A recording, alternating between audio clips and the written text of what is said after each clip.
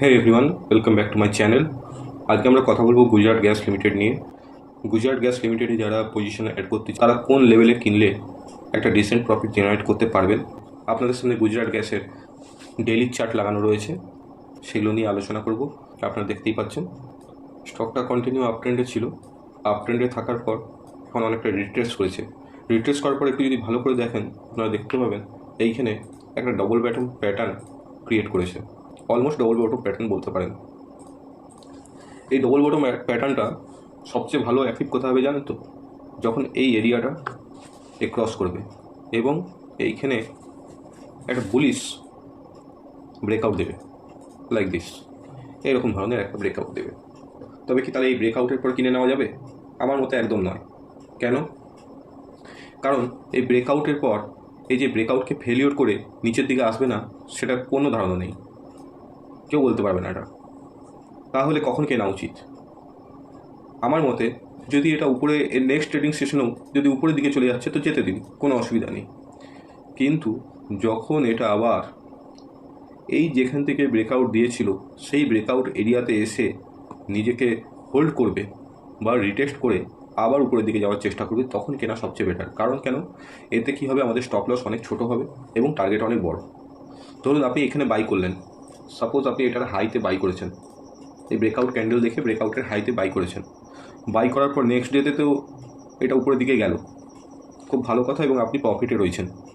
কিন্তু দেখা গেল তারপরের দিন এটা কি করলো, ওপেন হলো। ওপেন হওয়ার পরেই একটা বড় দেখে একটা রেড ক্যান্ডেল বানালো। সেই রেড ক্যান্ডেলটি আপনার স্টপ লস হিট করে দিল এবং আপনাকে এই ট্রেড থেকে বাইরে বের করে দিল।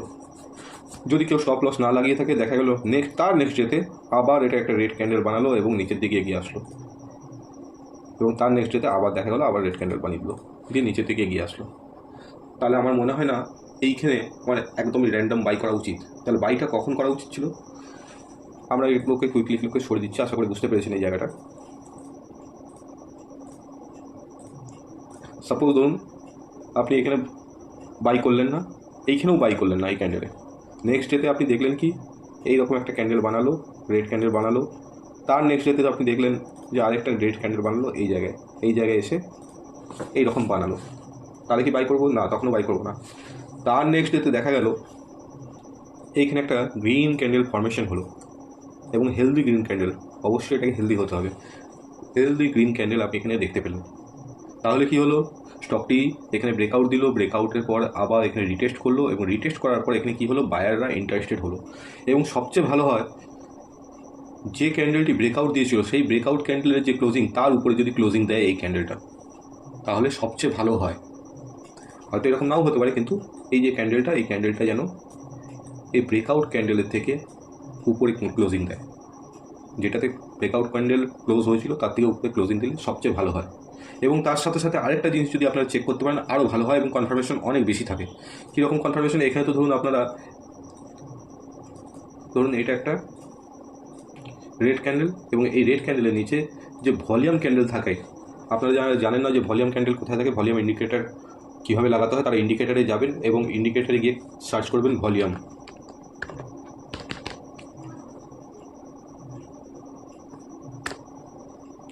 দেখুন এই যে ভলিউম লেখা আছে, এই ভলিউমটিকে ক্লিক করবেন। ক্লিক করলে আপনার নিচে ভলিউম চলে আসবে, ভলিউম বারগুলো চলে আসবে। এগুলোকে ভলিউম ক্যান্ডেলও বলা হয়, ভলিউম বারও বলা হয়। ধরুন এই রেড ক্যান্ডেলের ভলিউম ছিল এইটা, কিন্তু এই যে গ্রিন ক্যান্ডেলটা যেটা ফরমেশন হয়েছে, সেই গ্রিন ক্যান্ডেলটা এর থেকে বেশি বড় ভলিউমে রয়েছে। এই রকম যদি সিচুয়েশন হয় তবেই আমরা এই ক্যান্ডেলের হাইয়ে একটা পজিশন অ্যাড করতে পারবো। এবং তার স্টপ লস কোথায় রাখবো? স্টপ লস মোটামুটি আপনার থেকে একটু নিচে, এই ক্যান্ডেলের থেকে একটু নিচে আপনারা স্টপ লস রাখতে পারেন। এবং টার্গেট কোথায় রাখবেন? টার্গেট এই যে সুইং হাই আছে, সুইং হাইয়ে আপনারা টার্গেট রাখতে পারেন যদি শর্ট টার্ম ট্রেডার হন। আর যদি একটু হোল্ড করতে পারেন তাহলে কি হবে, তাহলে করতে হবে কি, এর যে তারপরে যে সুইং হাই রয়েছে, সুইং হাই মানে এই জায়গায় আপনারা ধরতে পারেন, এই জায়গায় সুইং হাই রয়েছে 710, সেই 710 অবধি আপনারা অবশ্যই ওয়েট করতে পারেন। কিন্তু অবশ্যই স্টপ লস ট্রেল করে করে করে চলবেন, নাহলে কি হবে, যদি কোনো সার্টেন কোনো নিউজ আছে সেই নিউজের জন্য হয়তো স্টকটা পড়ে গেল, তো সেই জন্য অবশ্যই স্টপ লসকে মেনটেন করবেন। কারণ স্টপ লস আমাদেরকে মার্কেট থেকে বাঁচায়, মার্কেটের যে ভলিটিলিটি থাকে সেই ভলিটিলিটি থেকে আমাদেরকে অনেকটাই বাঁচায়। এবং একটা জিনিস মনে রাখবেন যে যতই আপনি টেকনিক্যাল অ্যানালাইসিস করে রাখুন, স্টকে যখন কোনো নিউজ আসে, নিউজ বেসড যখন ট্রেডিং হয় তখন সেটা খুব ফাস্ট মুভ করে এবং টেকনিক্যালকে তখন অ্যালাউ করে না। টেকনিক্যালে যেমনই দেখা, টেকনিক্যালের সাথে তখন চলে না। তো হতে পারে কোনো নিউজ আসলো, নিউজের জন্য স্টকটি পড়ে গেল, তো সেই জন্য অবশ্যই আপনাদের স্টপ লস মেনটেন করবেন। এই গেল টেকনিক্যালের একটা ছোট্ট পার্ট। এবং এই টেকনিক্যালের আরেকটা জিনিস দেখে নিই আমরা। সাপোজ এই যে রিসেন্ট বটম বানিয়েছিল এই জায়গায়, রিসেন্ট বটম বানিয়েছিল এই জায়গায় 397। এই 397 থেকে জার্নি করেছে এত দূর, তারপরে এ পড়েছিল। কত দূর পড়েছিল, কত দূর রিট্রেস করেছিল যদি দেখতে হয়, তাহলে কী করতে হবে, তাহলে আমাদেরকে ফিবোনাচি টুলটি ইউজ করতে হবে। এবং ফিবোনাচি টুলের মাধ্যমে আমরা যদি দেখি, দেখা যাবে এটা 50%-এর কাছাকাছি এসে সেখান থেকে আবার বাউন্স ব্যাক করে উপরে দিয়ে গেছে। এবং 50%-এর রিট্রেসমেন্ট আপনারা জানেন, 50% এবং 60%-এর রিট্রেসমেন্ট একটা হেলদি রিট্রেসমেন্ট। এবং এই হেলদি রিট্রেসমেন্টের মাধ্যমে একটা আশা করা যায় যে উপরের দিকে যেতে পারে। কিন্তু আমি যে লেভেলগুলো বললাম সেই লেভেলগুলো অবশ্যই মাথায় রাখবেন। এখন অ্যাজ অফ নাও আমার মনে হয় এটা ওয়েট অ্যান্ড ওয়াচের পলিসিতে রয়েছে। আপনারা এই স্টকটিকে আপনাদের পোর্টফোলিওতে, আপনাদের ওয়াচ লিস্টে অ্যাড করে রাখতে পারেন এবং এটাতে কীরকম কী কাজ হচ্ছে সেটা আপনারা ওয়াচ করে যান।